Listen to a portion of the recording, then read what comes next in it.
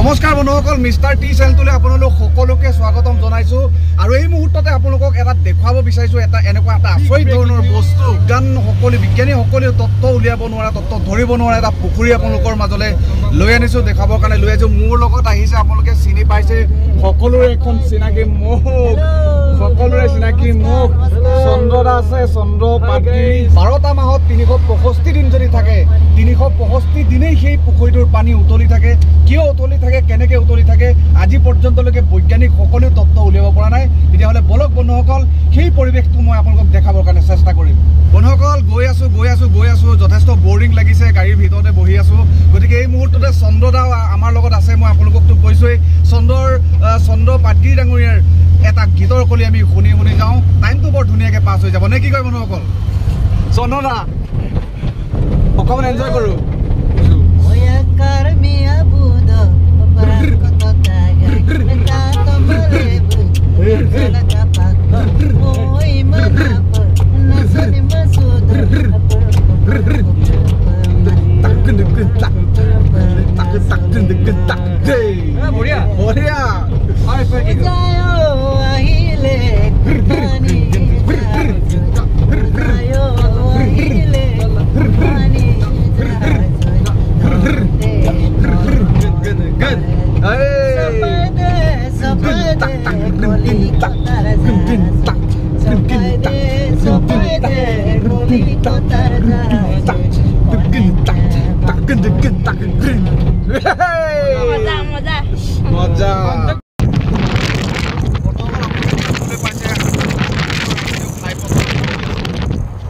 ইতিমধ্যে বন্ধুসকল আমি গন্তব্য স্থান পাই গ'লোঁ। এই চন্দ্ৰদাও নামিলে গাড়ীৰ পৰা, আৰু আমাৰ ছাৰো আছে লগতে।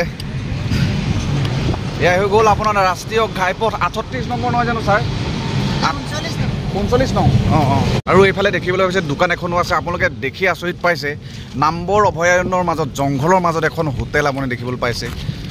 বৰ ধুনীয়া এটা পৰিৱেশ, সেউজীয়া এটা পৰিৱেশ। এইটোৱে হৈ গ'ল আমাৰ গন্তব্য স্থান 39 নম্বৰ ৰাষ্ট্ৰীয় ঘাইপথ। এইফালে দুইফালে জংঘল আছে, আৰু এই ষ্টেপত আমি নামি যাম এতিয়া। এইফালে হয়তো আমি টিকেট কাটিব লাগিব, ৰখি আছে। আমি লোকেল মানুহ কিমান টকা লয় নাজানো। আৰু এইফালে দলং এখন দেখিবলৈ পাইছে, ব্ৰিটিছ যুগৰ পৰাই আছে বৰ্তমান সময়লৈকে। ব্ৰিটিছে বনাই থৈ যোৱা দলং এখন আপোনালোকে চাওক। এই দলংখন আজি বহু বছৰ ধৰি আছে, কিন্তু এতিয়াও ঠিকেই আছে, কোনো প্ৰব্লেম হোৱা নাই। অ' দোষ, ক'ৰ পৰা আহিছা? ৰঙাজান।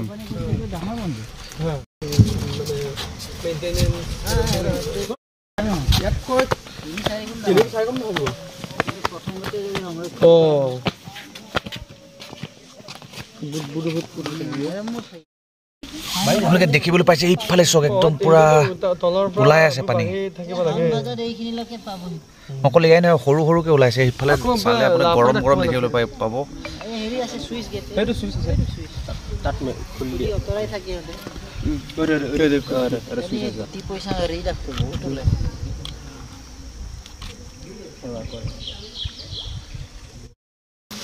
এইফালে দেখিবলৈ পাইছে বন্ধুসকল আপোনালোকে হাবি, বিৰাট ডাঙৰ অৰণ্য, অভয়াৰণ্য।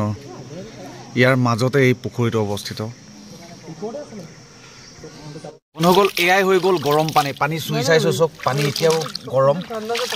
মানে যিমান ঠাণ্ডা দিন নহওক লাগিলে, পুহ মাহে হওক, মানে 12টা মাহত 365টা দিন যদি থাকে, 365 দিনেই পানী এনি টাইম গৰম হৈ থাকে, গৰমত উতলি থাকে। আপোনালোকক মই দেখাইছোঁৱেই, সেইটো কাৰণে হৈ গ'ল গৰম পানী।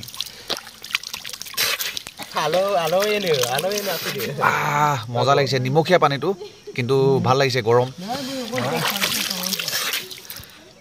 এয়াই হৈ গ'ল বন্ধুসকল একেবাৰে আচৰিত ধৰণৰ এটা পুখুৰী, যিটো পুখুৰীৰ পানী অনবৰতে তলৰ পৰা ওলাই থাকে। পানী গৰম পানী ওলাই থাকে, যিটো পুখুৰীৰ নাম গৰম পানী। কিয় গৰম পানী ওলায় আৰু তলৰ পৰানো কেলে পানী গৰম পানী ওলায়, ইয়াৰ পৰীক্ষা নিৰীক্ষা বৈজ্ঞানিকসকলে কৰিছে বুলি কোৱা শুনিছোঁ। কিন্তু ইয়াৰ আচল কি ৰহস্য, ইয়াৰ তথ্যটো কি, ভিতৰত কি ৰহস্য সোমাই আছে, ইয়াৰ কোনো ৰহস্য উদ্ঘাটন কৰিব পৰা নাই বৈজ্ঞানিকসকলেও।